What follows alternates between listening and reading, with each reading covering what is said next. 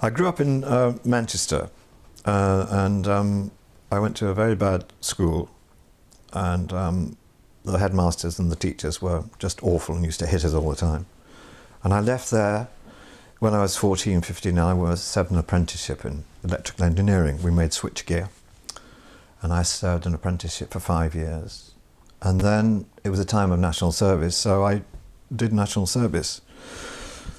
When I went for my medical, I discovered that I got flat feet, and I didn't think anything about flat feet. You just kind of got on with it. But when we did our square bashing, I was in the signals. I discovered that flat feet really actually were, they did hurt when you did square bashing.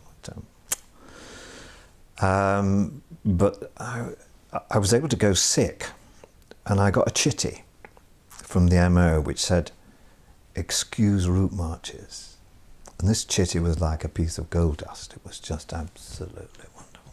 And I went back to my billet, and there were other guys there from really, really poor homes in the Gorbals and places, and we were all working class kids actually.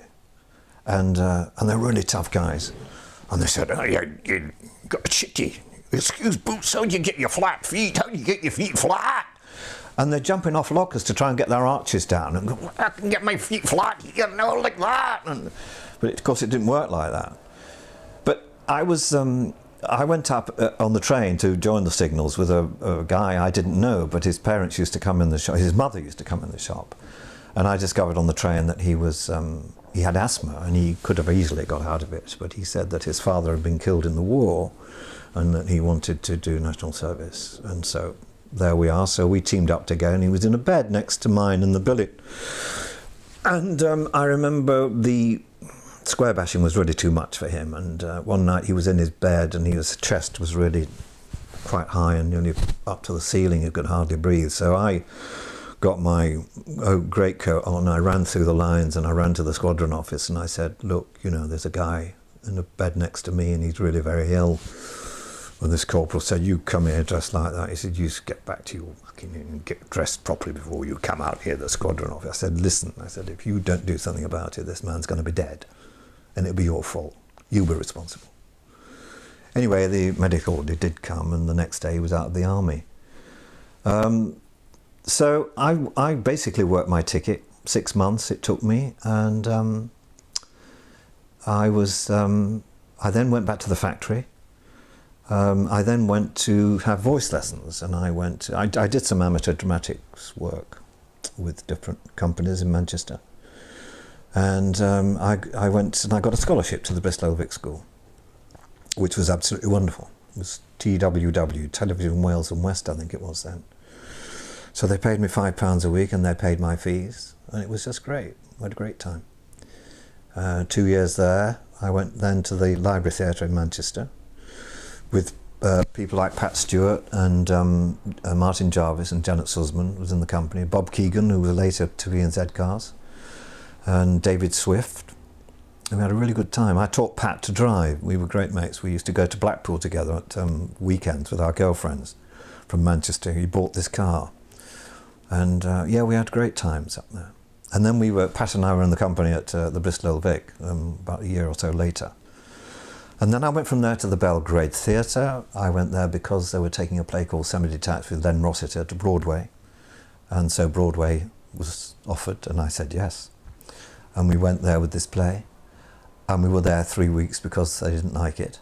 So we got the bum's rush from Broadway. It was full of English plays at this time, and I think the critics had said, "What's going on here, all these English plays, you know, we're just on." And we went to a terrible first night party, I remember. It was just awful, because I'd heard about this, as if you don't get good reviews, then literally when the newspapers hit the pavement and they open them up and they're not good, they're gone, everybody goes. And it was like that. I was talking to this woman, newspapers came and the thing, I turned around, she'd gone, everybody had gone.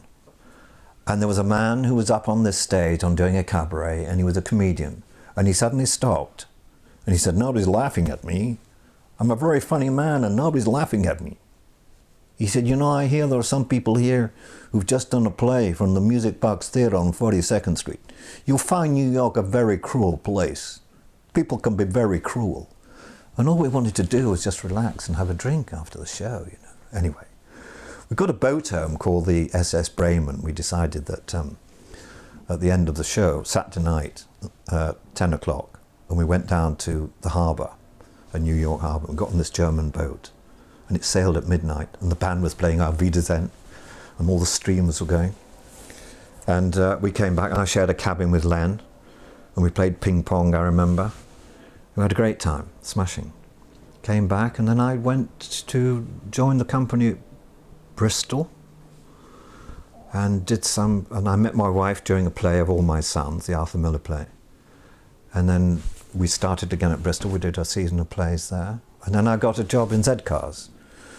And that was my first proper television. And I was in that for the last 6 months of the old Z-Cars, and we used to do that live.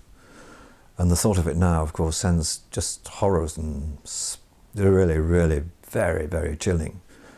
We were all as nervous as hell, but somehow we kind of hid it, and you just got on and did it. But some of the guest actors who came in, I mean, just couldn't, you know, just go and see. We've all done it. I mean, I've done it as well. Just your eyes go, where am I? Where's the stage? And what's the play? And anyway, that was great. We had a great fun doing that with people like Frank Windsor, and I was in the cars with Colin Welland. And yes, that was terrific. Jimmy Ellis. And then what did I do then?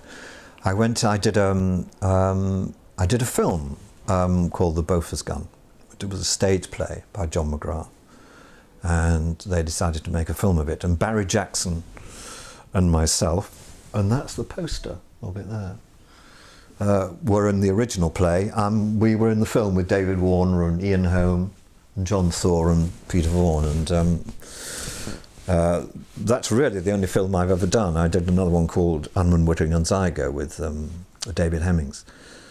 And my first film was Ferry Across the Mersey with Jerry and the Pacemakers, but don't tell anybody that, because it's disappeared with that. I tried to get a copy of it, and I went into this shop in Covent Garden. I think it was called the Music Box Office or something. And I went in. I said, "Oh, you have all sorts of different stuff here." He said, "Oh yes," he said, "we've great big stock here of stuff." Yes. Yeah. So I said, "You've got Jerry and the Pacemakers, Ferry Across the Mersey." He said, "We don't go that far," he said. So that was that. That was the end of that. Oh, Nora. Hey, it's not close today, Nora. No, I wish it were after the last news you did of me. It's supposed to draw what you see, you know, not what you fancy. Ah, never mind, Nora. Hey, we'll make you look like Elizabeth Taylor today. I then went up to Nottingham Playhouse, and I did a couple of seasons there. We all went up as a family. This time we're married with 2 children. And we all went out there as a family. I did plays like King Lear with Michael Hordern, Jonathan Miller directed. And we did The Alchemist, Ben Jonson's The Alchemist. A lot of plays we did. Then I came back and I did, I also did The Homecoming, Harold Pinter's The Homecoming. And we did The Tempest, and we went on a British tour with that, which was great. And Harold Pinter came to see The Homecoming. And I remember there was a party afterwards, and he came up to me. I played a character called Teddy in The Homecoming. It's a very difficult part because he comes into this family, all his brothers are there already in the house, and he's been away for about 2 years, but he comes back with his wife. And they all try to make a play for the wife, the brothers and things.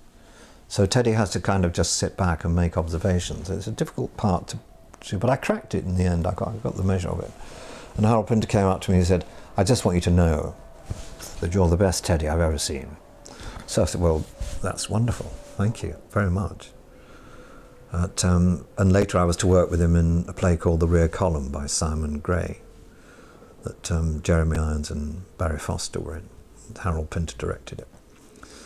Yes, and then I just went on doing lots of other television work and stage work, and yes, I've had a very good time as an actor. Very good.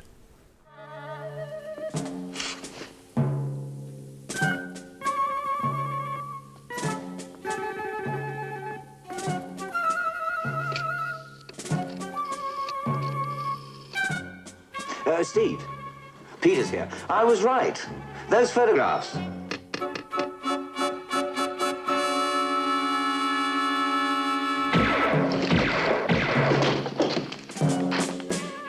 Peters. Hello. Good night, Tom. See you, Frosty. What's the matter? Assumption of guilt. Eh? She didn't say that. It was Sammers who said that. Doc Sammers, he said that. Assumption of guilt. What's his telephone number? Whose telephone number? Sammers, what's his number? Well, he won't thank you for calling him at this time. Look, it's nearly midnight. I know, that's why I want to call him. What is it?